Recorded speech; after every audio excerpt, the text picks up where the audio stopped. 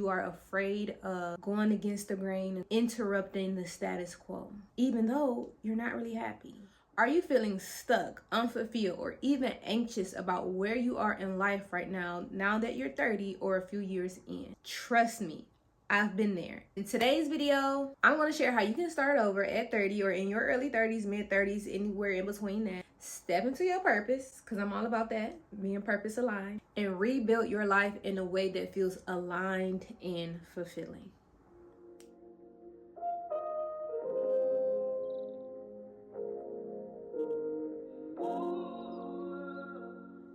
I know how it feels when you're ready for a change, you're ready to do something different, but you feel so paralyzed and afraid of making that change.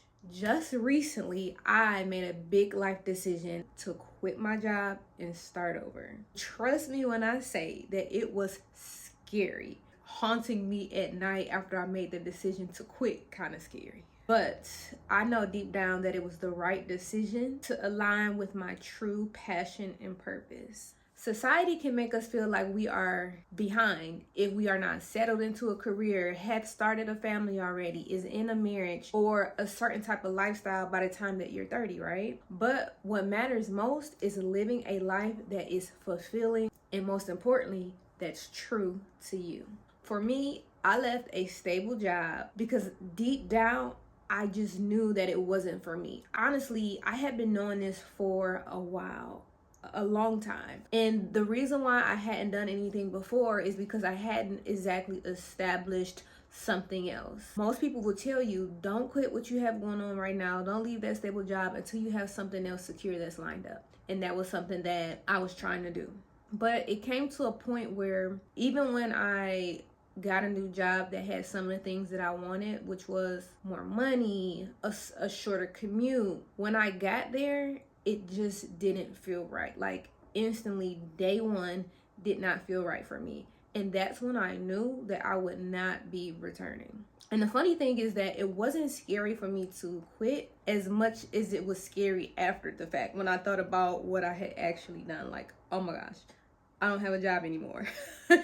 I don't have this steady stream of income anymore. And that's when I started to feel all of these other emotions. So trust me, I get it. Starting over is not always easy. And most of the time, it's definitely not easy and it's not uncomfortable. I mean, it's not comfortable. But I truly believe that following your intuition leads to the greatest rewards in life. So if this is a season that you're in and you're ready to start over, you're ready to reinvent yourself, you're ready to have a glow up, right, in life, the first step is to get really clear on what it is that you want in life and out of life, without the influence of what friends, family, society expects from you. You need to take some time to really reflect on what will make you happy. And I mean truly happy. A couple of questions that you can ask yourself just to get started in this area of really reflecting on what it is that you want out of life is, what lights you up?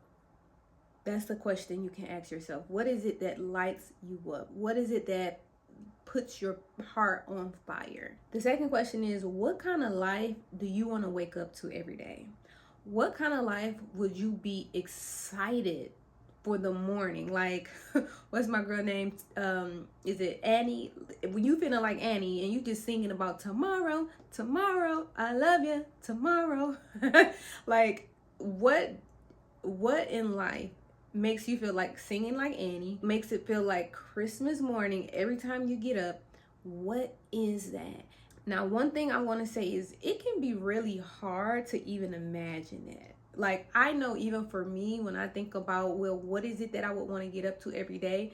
It's kind of like, I know some things that would make me happy. I think the hardest thing about trying to imagine what would you want to wake up to every day that really brings you joy and fulfillment is because you've been living this same life, this mundane, mediocre, average life for so long that it can be hard for you to dream anymore, honestly.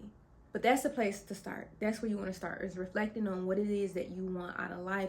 What is it that you want to be different and changed in your life? Next, we want to get you into the present. We want to make sure that you are in a good mind frame, a good energy, a good headspace. And what I'm really talking about is we want you with a clean slate. We don't want you thinking about the past. Because if you're going to start something new, a new life, reinventing yourself, having your glow up, you're going to need to start from a place of I can do this. And if you're thinking about things in the past that makes you feel any sense of shame, failure, self-doubt, fear, any of those things, that's not a good place for you to be starting to start over. So whether it's a career, a relationship, a city, or other goals that you haven't achieved yet, letting go of those disappointments is crucial for you to be able to move forward with this new agenda. Because here's the thing, your past does not define you,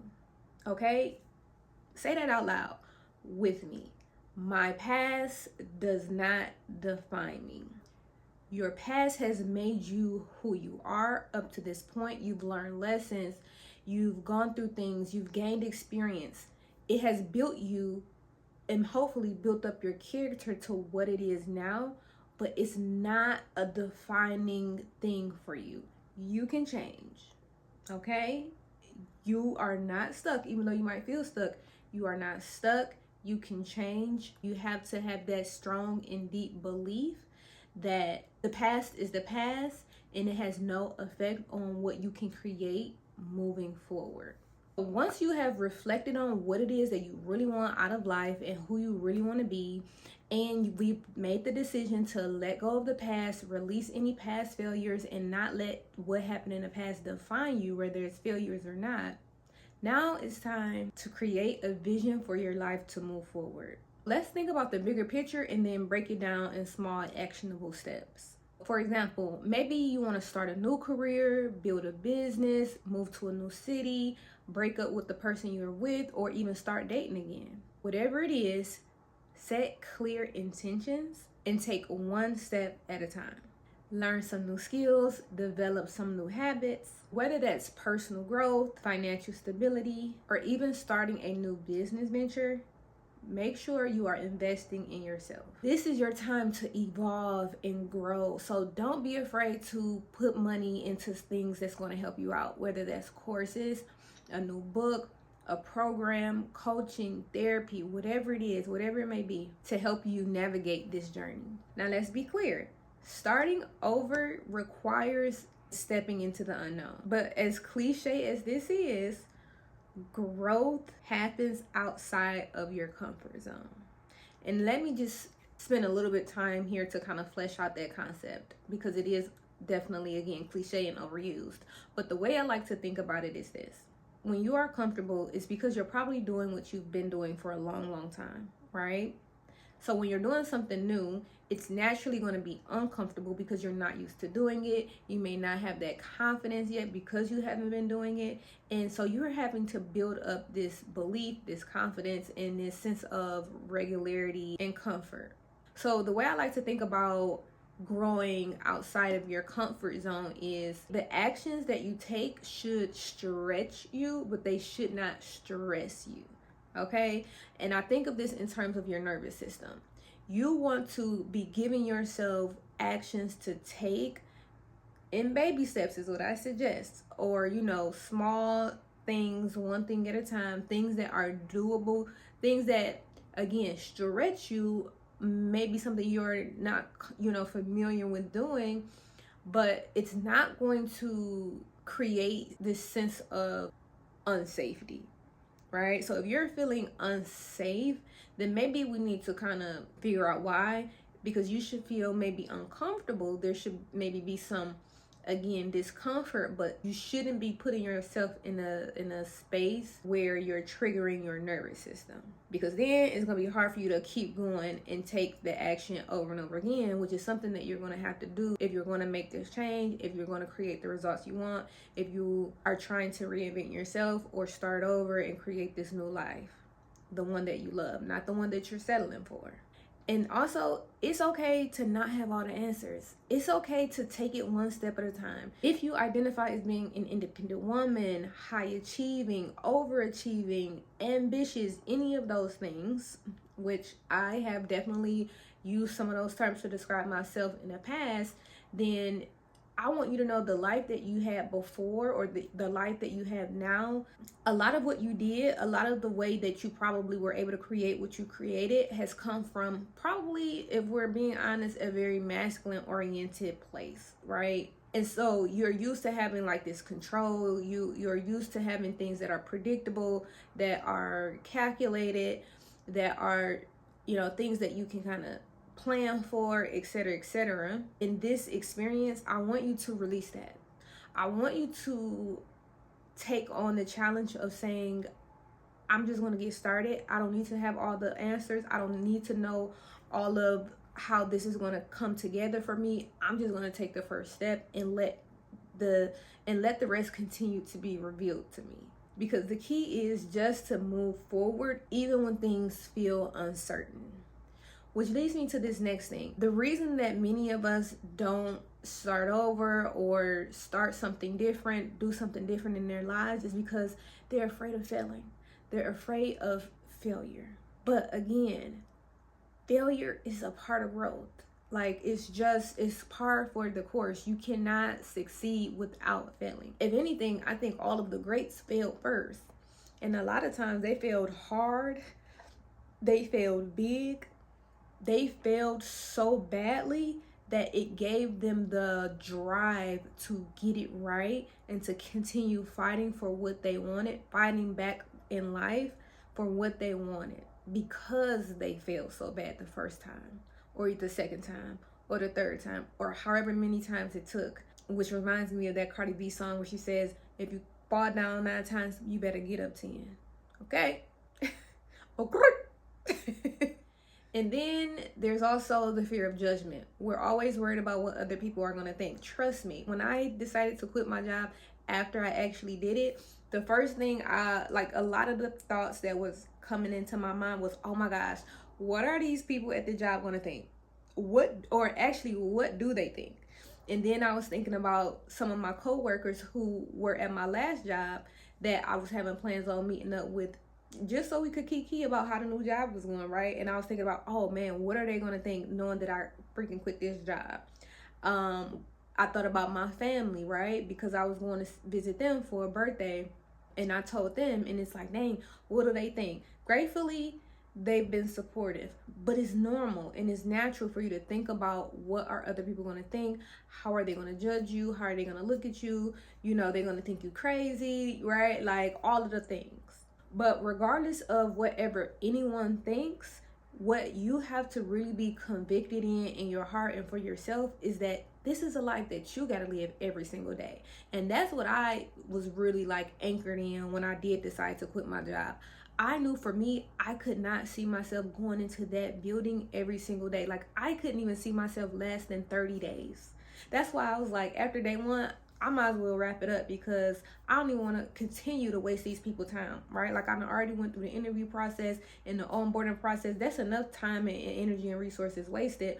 Why would I give them another 30 days when I know, like, I don't think I'll be able to make it to next, the next 30 days, or 6 months later, 9 months later, whatever the case may be. I just knew.